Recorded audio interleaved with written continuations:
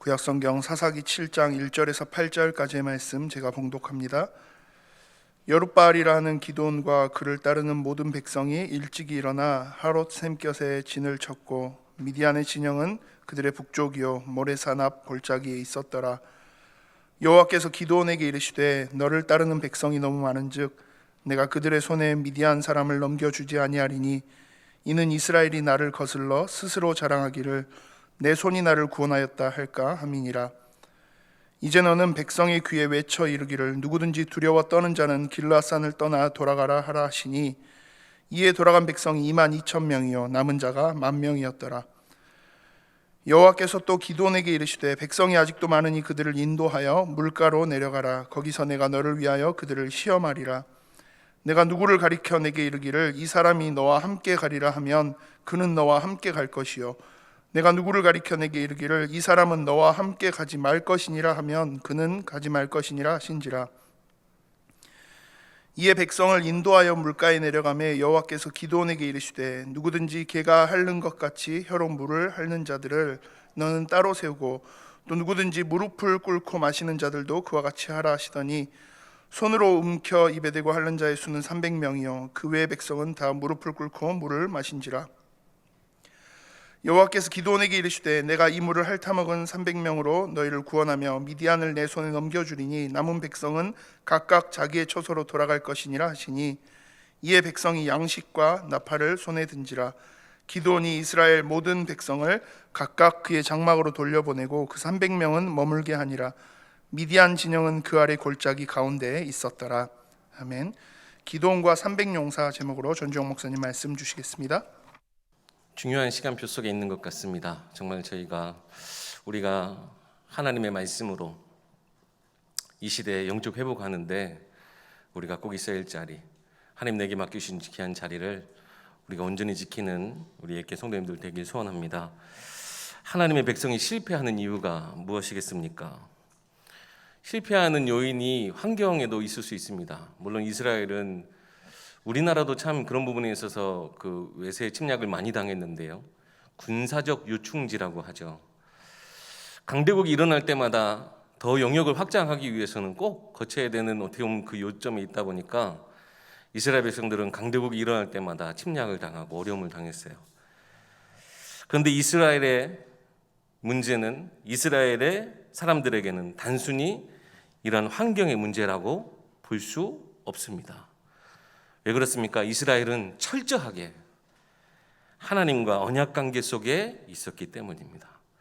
만약에 환경 때문이라면 하나님이 그들과 함께 싸우셔서 그들을 상대할 때요, 하나님이 싸울 때도 힘들어야 되지 않습니까?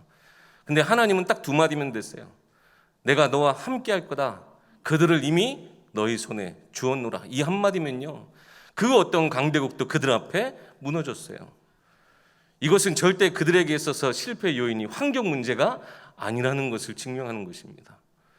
그만큼 언약 백성에게는 하나님과의 관계가 너무나 중요한 거예요.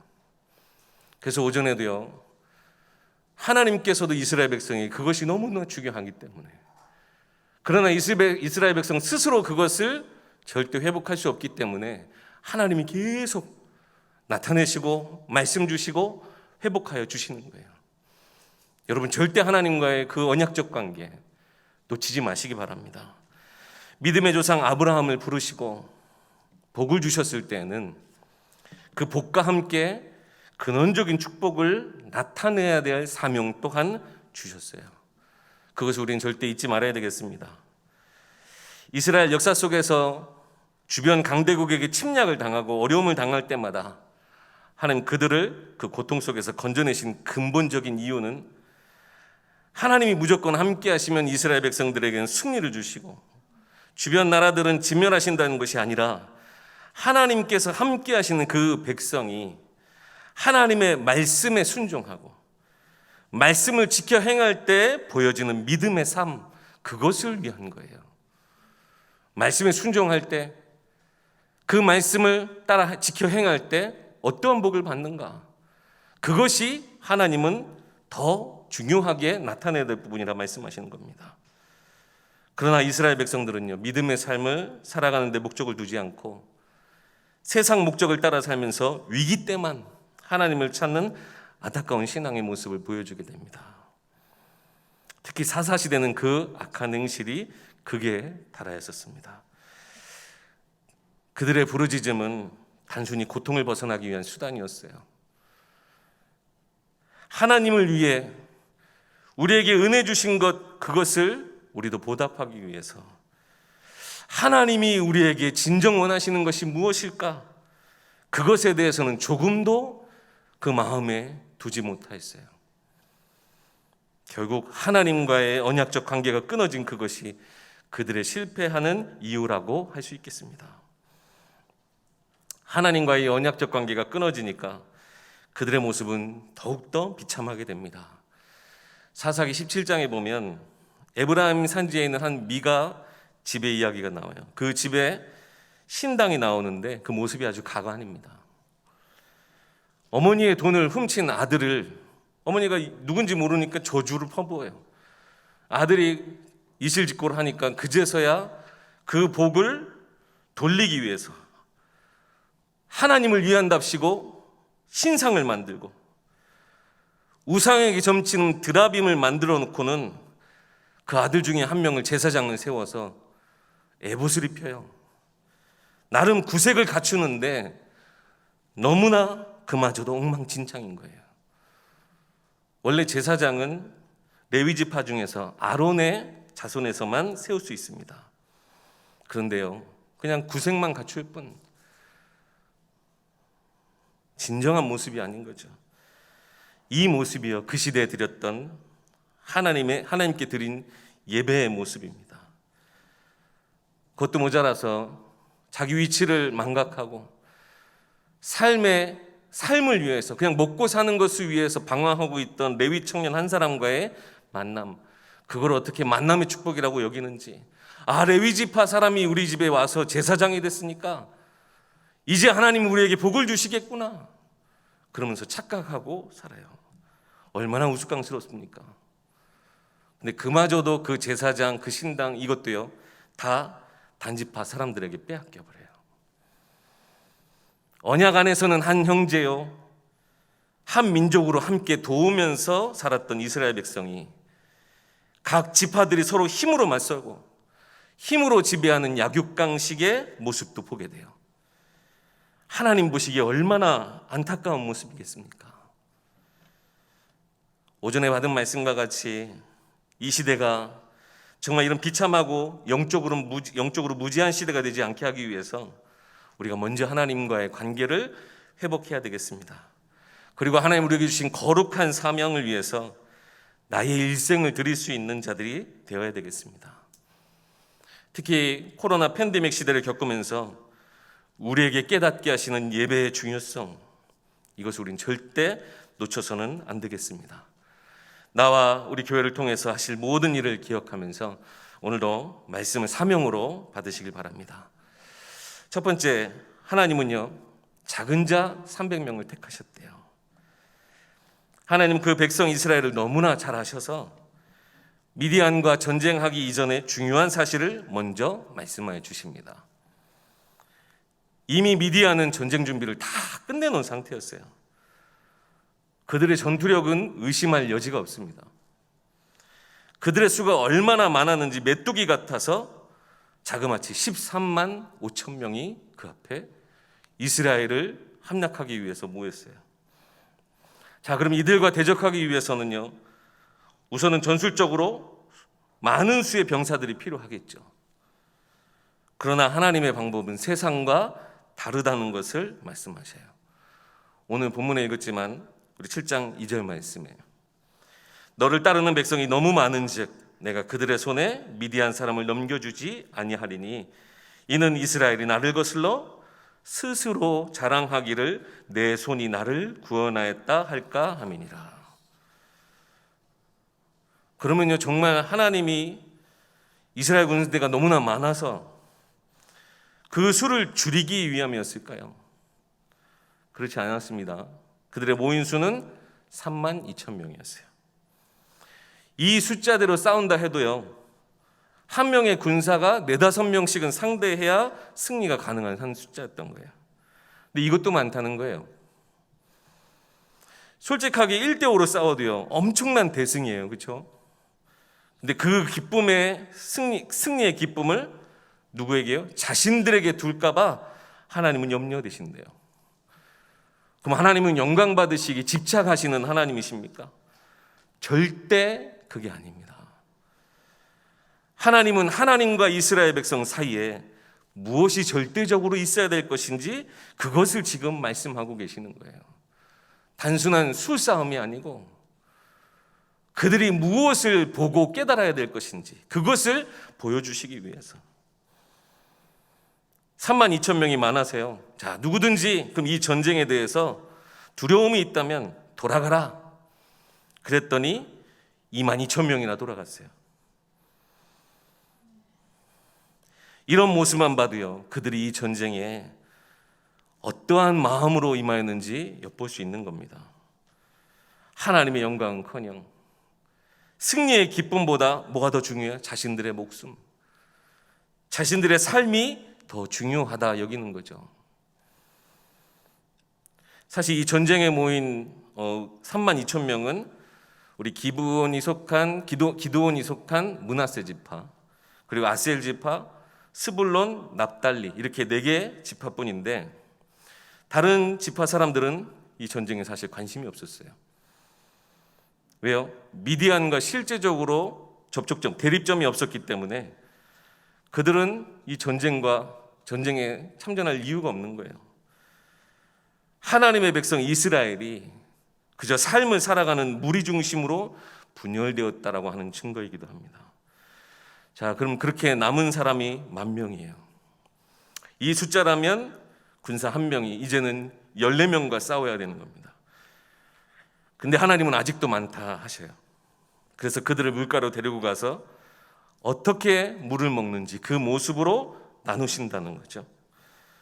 이 10,000명 중에 물가에 딱 데려갔더니 10,000명 중에 무릎을 꿇고 머리를 박고 물을 마신 9,700명과 개처럼 물을 손으로 움켜 입에 대고 핥는 300명으로 나눠졌습니다. 그때는 병기를 손에 들고 있었겠죠. 물을 핥았다는 것은 한 손에 병기를 들고 한 손에 물을 떠서 마셨다는 것을 볼 수 있습니다. 두 손으로 물을 떴으면 핥는 것보다 호로록 하고 마셨을 수도 있어요. 근데 성경에 개처럼 핥았다는 것은 한 손에 뭔가 쥐어져 있었다는 거겠죠. 무기를 끝까지 내려놓지 않았다라는 의미이기도 하겠습니다. 결국 하나님은 많은 수인 9,700명을 집으로 돌려보내고 이 300명만을 남겨두라 명하셔요. 그러니까 이 300명에 대해서 해석이 많아요. 어떤 사람들인지 어떤 사람들이었을 거다.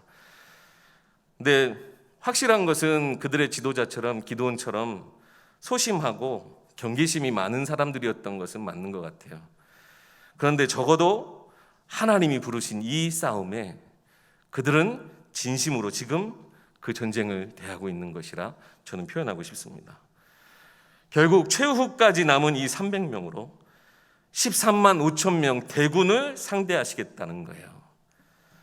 자, 그럼 왜 하나님은 이렇게 작은 자 300명을 선택하셨을까요? 고린도전서 1장 27절에서 29절 말씀. 그러나 하나님께서 세상에 미련한 것들을 택하사 지혜 있는 자들을 부끄럽게 하려 하시려고 세상에 약한 것들을 택하사 강한 것들을 부끄럽게 하려 하시며 하나님께서 세상에 천한 것들과 멸시받는 것들과 없는 것들을 택하사 있는 것들을 폐하려 하시나니 이는 아무 육체도 하나님 앞에서 자랑하지 못하게 하려 하심이라. 지혜 있는 자, 강한 자, 있는 자가 나쁘다라는 게 절대 아니에요. 오히려 그럼 하나님은 미련한 자들, 약한 자들, 멸시받는 자들, 없는 자들을 하나님이 더 사랑하시느냐? 그 얘기도 아닙니다.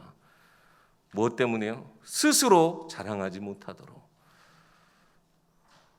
왜요? 하나님과의 관계 속에 우리는 그 하나님을 바라보고 끝까지 하나님을 의지해야 되는 언약 백성이기 때문에 오직 하나님의 관심은 이스라엘 백성들이 하나님만 의지하고 하나님께만 영광 돌리는 자들이 되게 하셔서 하나님도 영광을 받으시지만 하나님께 영광을 돌려드리는 그 자체로 우리 인생이 확실한 언약 가운데, 말씀 가운데 인도받고 있음을 깨닫게 하시고 하나님이 주시는 최후 승리를 우리로 얻게 하시려고 하시는 거예요. 고린도전서 4장 7절 말씀입니다. 우리가 이 보배를 질그릇에 가졌으니 이는 심히 큰 능력은 하나님께 있고 우리에게 있지 아니함을 알게 하려 함이라. 하나님이 우리에게 주신 참 능력, 그것이 무엇입니까?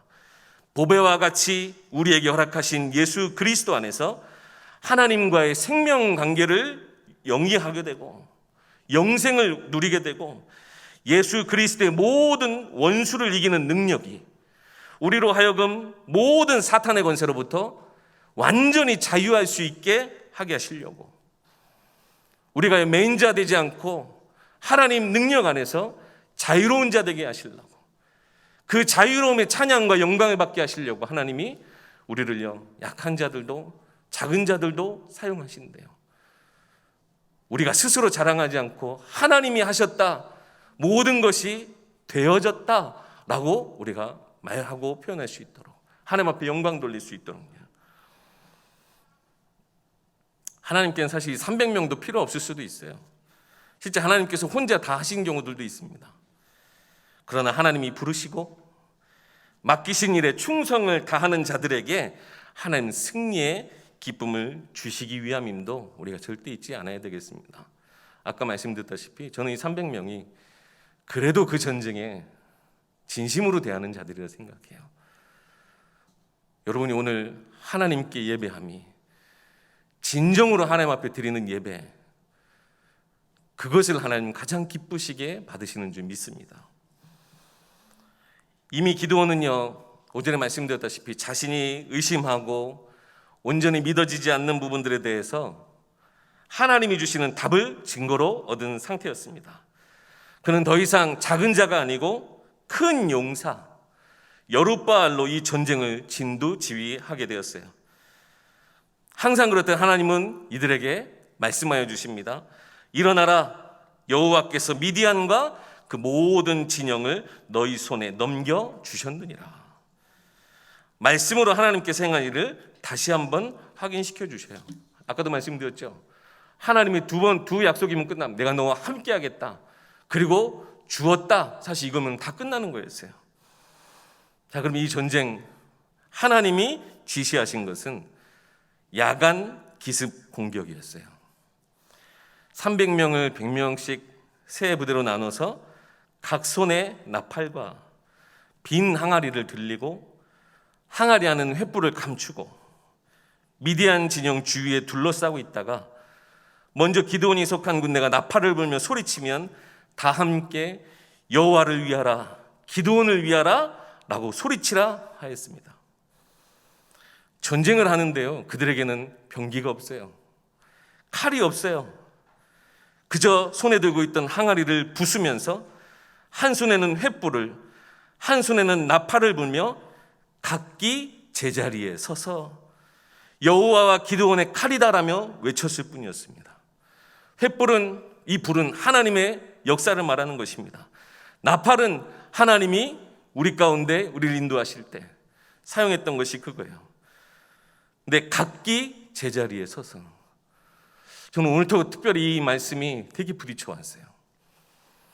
각기 제자리에, 사실 우리 예배드리면 항상 그 자리에 앉아 계시는 분들이 계시는데 각기 제자리에 있어야 될 자리가 너무나 많이 비어있어요. 하나님의 제자들, 하나님 앞에 예배해야 될 우리 성도들이 이 자리를 지키지 못하고 있는 거 너무나 마음이 아프고 속이 상합니다. 하나님 우리에게 주신 것이 너무나 큰데, 물론요, 우리가 무조건 하라는 것이 아니에요. 전혀 어떤 상관과 상관없이 행동하라는 것이 아닙니다. 물론요, 이것이 실제 위험이긴 하죠. 그렇지만요, 하나님의 나라의 것도 실제인데 정말 중요한 것을 우리가 온전히 보고 깨닫는 우리 예교회 성도님들 되셨으면 좋겠어요. 하나님이 우리를 보내신 그 자리에서 나로 예배하는 자 되게 하시려고, 나로 하나님 앞에 찬양과 영광을 돌리는 자 되게 하시려고. 그러니까 참 목회자된 입장에서 죄송스럽기도 하고 이것을 어떻게 말씀드려야 될지 모르겠어요. 정말 하나님 앞에 기도하는 것밖에 없다. 이들이 담대함을 가질 수 있도록 모든 마음에 약한 것이 들 때에 하나님의 말씀으로 이기고 그 자리에서 믿음으로 설 수 있도록 이렇게요 하나님이 주신 말씀을 가지고 이들이 각기 제자리에서 함께 소리치기 시작합니다. 여호와와 기드온의 칼이다 외쳤을 뿐인데 미디안 군대가요 그때부터 혼란이 일어나기 시작해요. 도망치기도 하고 서로의 칼로 치게 하셨어요. 자기들끼리 결국 싸우게 된 겁니다. 이 모든 일은 하나님께서 하신 일이에요. 우리가 하나님의 말씀에 순종하고 하나님의 뜻을 따랐을 때 하나님은 이러한 일들을 그들 가운데 허락하셨어요. 사사기서 2장 10절에 사사시대 사람들은 하나님이 그 백성들을 위하여서 행하신 일을 알지 못하였다라고 했는데요, 그들 앞에 여리고와 같은 역사를 다시 한번 보여주신 거예요. 여리고성을 함락할 당시에도 사실 이와 같은 전쟁 같지 않은 전쟁이 있었죠. 그 전쟁의 승리의 주역은 하나님이셨습니다. 믿음으로 요단을 건넌 그들에게 하나님이 함께 하실 때 이 전쟁은 피 튀기는 전쟁, 그것도 치열한 싸움이 아니었어요. 군사의 수나 병기, 전략, 방어할 수 있는 요새, 머리로 싸우는 전쟁도 아니었습니다.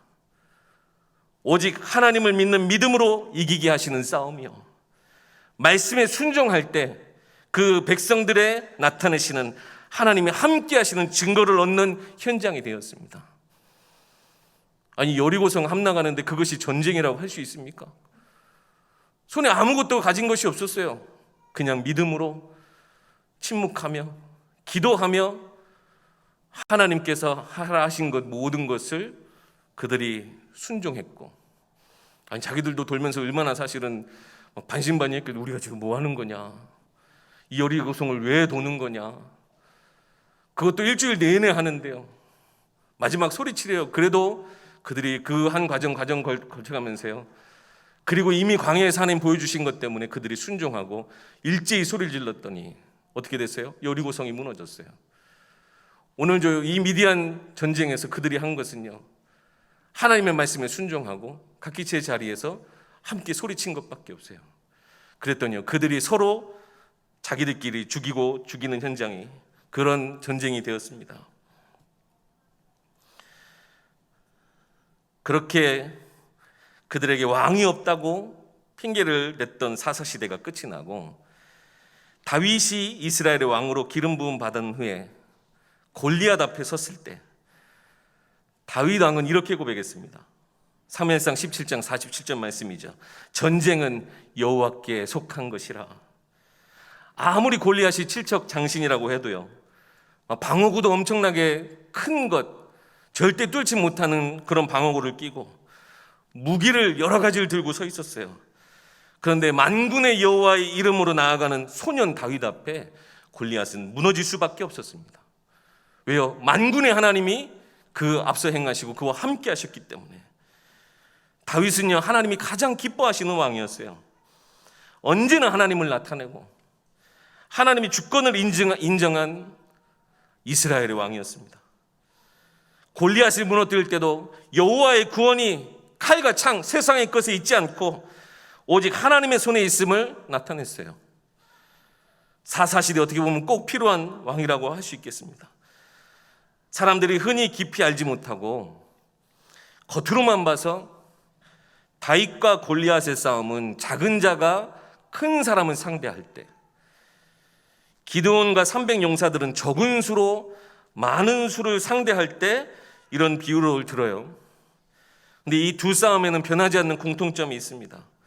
그것은 하나님이 이 싸움을 처음부터 이기는 싸움으로 그들을 부르시고 사용하셨다는 거예요. 하나님이 우리에게도 이러한 승리할 싸움을 싸우도록 우리의 현장을 허락하셨습니다. 다 준비하시고 부르셔서 우리가 깨닫지 못하는 것, 우리가 온전히 믿지 못하는 것에 대해서 하나님은 말씀과 응답으로 확신을 주시고 또 그 모든 것을 승리로 얻을 수 있게 하셔요. 아직도 여러분 이 전쟁에 두려운 마음이 드신다면 여호와 하나님의 열심에 의지해 보시기 바랍니다. 하나님은 분명 증거들을 여러분들에게 허락하실 줄 믿습니다. 이 전쟁은요, 기드온 한 사람을 위한 것이 아니었어요. 또 300명을 위한 것도 아니었습니다. 하나님의 백성 모두를 위한 것이었고 그 시대에 나타내신 하나님의 증거였어요. 단지 모두를 회복시키기 위해서 이 작은 자 한 사람을, 그리고 부족하지만 말씀에 순종하고자 하는 그 중심을 가진 300명을 하나님께서 사용하셨어요. 기드온이 전쟁을 위해서 소집한 지파들이 아까도 말씀드렸듯이 본인이 속한 므낫세 지파 외에 아셀, 스불론, 납달리 지파입니다. 미디안이 하나님의 역사하심으로 서로가 서로를 죽이면서 도망할 때 300명뿐만 아니라 모두가 함께 이 승리의 싸움에 동참하게 됩니다. 또 미디안의 두 방백이 도망을 치고 있었어요. 오렙과 스엡이 도망하였을 때는 그 에브라임 지역으로 도망갔기 때문에 에브라임 사람들도 이 승리에 동참하게 돼요. 이렇게 에브라임까지 포함한 5지파는 사사기 1장에 보시면 그 후반부에 가나안 족속을 쫓아내지 못한 지파들이었어요. 에브라임 사람들은 왜 처음부터 우리 안 불렀냐? 왜 이제 와서 우리를 동참하게 하느냐 그러는데, 사실은 처음부터 솔직히 부른다고 해서 올지 안 올지는 몰랐던 거였어요. 그만큼 그들 마음에는 이미 관계가 깨어져 있었다 말씀드렸죠. 하나님의 관계가 깨어짐과 동시에 그들의 관계 또한 깨어져서 서로 하나 되지 못하고 많은 복잡한 부분들이 있었어요. 나중에는 막 이렇게 추격을 하는데 숫곳이라는 곳과 분회를 지나가게 돼요. 그 미디안의 두 왕 세바와 살문나를 쫓는데 이 두 지역도, 그러니까 이들 300명이 가는데 지치니까 우리를 좀 도와달라고. 근데 여기가 지금 갓지파 사람들의 땅이거든요. 근데 오히려 도와주질 않아요. 나중에 기드온이 실제로 이 세바가 살문나를 잡아다가 왔을 때 그들을 온전히 오히려 더 그들을 진멸합니다. 그러니까 그 안에 굉장히 많은 갈등들이 있었다는 얘기겠죠. 하나님과의 관계 속에서 우리가 진정한 은혜와 사랑을 체험하게 되면 모두를 살릴 수 있는 지혜의 마음을 우리에게 허락하여 주십니다. 이 5개 지파가 어떻게 보면 하나님이 처음 지시하셔서 이미 주었노라 했음에도 불구하고 끝까지 그 땅을 얻지 못했던 그들이었는데, 결국에는 하나님이 이들이 이 승리를 함께 체험하게 하셔요. 이런 것을 보면요, 하나님 나를 통하여서 또 우리 귀한 전도자들을 통하여서 하나님이 많은 사람들, 우리 교회 모든 성도들, 그리고 이 시대 많은 사람들이 함께 하나님의 역사를 체험할 수 있도록 우리를 사용하실 것이라는 믿음이 저는 있습니다. 그래서 우리에게 먼저 이 하나님의 은혜와 사랑, 내게 확신을 더하시는 그 하나님의 증거들을 붙잡고 우리가 더 많은 사람들, 우리 안에 있는 성도들 우리가 깨우고 이 시대에 많은 사람들이 주께 돌아오게 하는 일에 우리 엘교회가 쓰임받아야 될 줄 믿습니다. 그래서 우리 교육자들이 사실 이야기하면 굉장히 부담스럽게 느껴질 수 있어요. 우리 성도님들이 서로 깨워주세요. 예배 회복해야지. 우리가 예배 승리해야지. 정말 우리가 믿음으로 우리가 함께 예배하고 이 시대를 우리가 함께 믿음으로 우리가 이끌어 나가야지. 서로 격려해 주시고 어려운 일 있다면 다독여 주시고 위로해 주시고 사랑으로 덮어주시기 바랍니다. 내가 잘하고 있다라고 해서 못하고 있는 사람 책망할 이유도 전혀 없어요. 왜요? 하나님도 끝까지 책망치 않으시고 이렇게 그들을 기다려주시고 기회도 주시고 감당할 수 있는 힘도 주시고 하나님이 언약 가운데서 모든 것을 살릴 수 있도록 하나님 말씀을 주시지 않습니까? 그래서 우리도 서로가 서로를 위하고 무엇보다 언약 가운데서 한 지체들임을 확인하고 누려야 될 줄 믿습니다. 그래서 정말 중요하게 여러분, 우리의 삶에 중요한 현장에 있는 성도들, 또 우리 현장의 세상 가운데 있는 많은 우리 사람들, 하나님이 어떤 하나님이신지 나타내는 여러분의 삶이 되어지기 소망합니다. 안타깝게도 하나님이 허락하여 주시는 이 승리를 눈앞에서 체험하고도 사사시대 40년 동안 평화가 찾아오거든요. 근데 그 이후에 오히려 점점 더 그 시대가 암흑시대와 같이, 아까 말씀드렸던 것처럼 미가 집의 그 처참한 모습처럼 그들의 예배는 변질되고 그들의 삶은 말씀과 전혀 다른 삶으로 변질되어져 가요. 결론입니다. 사사시대가 전하고 있는 메시지 너무나 어떻게 보면 선명합니다. 우리가 절대 따라가서는 안 될 길이 있다는 거예요. 무엇보다 하나님과의 관계가 중요하기 때문에 하나님 오늘도 우리에게 말씀을 주셨습니다. 우리가 걸어가야 될 길은 하나님이 부르시고 함께 하시며 인도하고 계시는 언약의 여정인 줄 믿습니다. 그 흐름 속에 내가, 그 흐름 속에 나의 가정이, 그 흐름 속에 나의 구역이, 그 흐름 속에 우리 교회가, 그리고 우리 후대가 있어야 될 줄 믿습니다.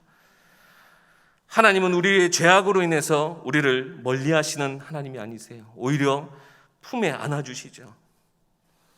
우리의 현실을 전혀 모르셔서 어두움 가운데 두시고 침묵하시는 하나님이 아니세요. 우리가 부르짖을 때 우리의 소리를 들으시고 응답하시는 하나님이시되, 다시는 그 품을 떠나지 않나의 이유들을 깨닫게 하시는 하나님이시라는 거 여러분 잊지 마시기 바랍니다. 그래서 우리가 단순히 부르짖는 것이 아니라 정말 하나님이 원하시는 것을 향하여서 부르짖는 자들 되어야 되겠습니다. 또 하나님의 음성을 듣고 주께 나와 우리가 예배하면, 나의 삶을 주님께 드리면 그로 인해서 너무 기뻐하시고 우리의 인생을 살리는 인생으로, 세상을 치유하고 회복하는 인생으로, 아직까지도 어둠 속에 있는 자들을 하나님의 품으로 인도하는 참 능력을 우리에게 더하시는 줄 믿습니다. 이 놀라운 은혜 가운데 있을 때 우리가 절대 잊어서는 안 되는 기도의 제목이 바로 우리 후대들입니다. 우리와 함께 하시는 하나님을 이들도 체험할 수 있도록, 눈으로 보고 확인할 수 있도록, 그래서 다른 세대가 아닌 다음 세대로 이 축복을 이어나갈 수 있도록 우리가 후대들을 위해서 깨어 기도해야 되겠습니다. 이번 주 리더 수련회가 진행이 됩니다. 다음 주에는 렘넌트 대회가 진행이 되죠. 지금 많이 어수선하고 많은 어려움 가운데 진행되는 대회이지만 하나님은 선명하게 우리가 무엇을 전달해야 할 것인가 우리에게 오늘 알게 하신 줄 믿습니다. 리더 수련회에 참여하는 우리 렘넌트들이 기드온과 같이 하나님을 체험하고 모든 의심이 확신으로 바뀌어져서 전체 렘넌트 대회에 참여하는 전도자들과 렘넌트들에게 미션을 전달할 수 있는 자들이 될 수 있도록, 주보에 보니까는 우리 한 30명 넘게 우리 어쨌든 이번에 온라인으로, 어쨌든 오프라인으로 참여하는 것 같아요.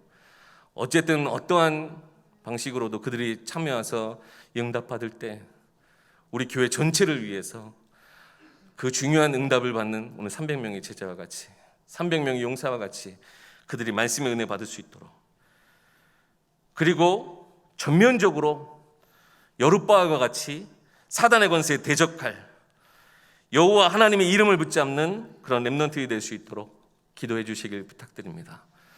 우리가 모두가 하나님이 부르신 300명의 제자와 같이 오늘 이 자리에 우리가 함께 서 있습니다. 하나님이 영광으로 이 모든 것을 우리에게 더하시고 삶의 확실한 증거들을 우리 가운데 허락하실 줄 믿습니다. 여러분 한 주간 동안 말씀으로 꼭 승리하시고 언약 가운데 참 평안함을 누리시길 주의 이름으로 소원합니다. 기도하겠습니다. 사랑의 주님 참으로 감사합니다. 우리로 우리 인생 살아가게 하실 때에 하나님이 함께 하심으로, 하나님이 우리를 위하심으로 우리가 모든 문제와 환경, 모든 상황을 이기고 승리하게 될 줄 믿습니다. 그것이 그리스도 안에서 우리에게 허락하신 보좌 우편의 능력이요, 모든 이 땅의 한계들 뛰어넘는 그 시공간을 초월하는 응답이 되는 줄 믿습니다. 우리 귀한 전도자들, 하나님 나에 보내신 그 현장 가운데 그 자리에 서서 하나님께 예배하고 하나님 앞에 영광 돌리는 우리 모든 귀한 전도제자들 되게 하여 주시옵소서. 우리 주 예수 그리스도의 이름으로 기도하옵나이다.